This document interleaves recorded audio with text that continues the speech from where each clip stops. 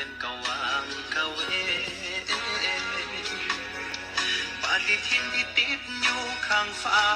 บ่ได้เขียนว่าเป็นวันสำคัญดอกเด็กเป็นวันอายถึกแท้ก็เลยสำคัญก็จังแม้นเพิ่นทิมกัน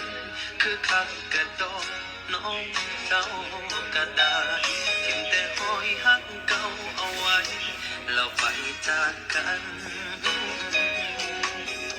แต่ละปีที่วันยิ่งกลับมาเจ้าผู้บ่ว่าภาพจำเหล่านั้นแวบมากดดันให้อายทักมา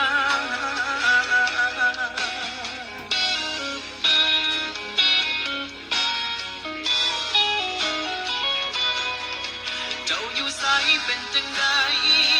สบายดีบ่กับเขาคำถามเก่าๆจากคนผู้เก่ากับคำเก่านั่นล่ะเจ้ารับสายก็ดีใจ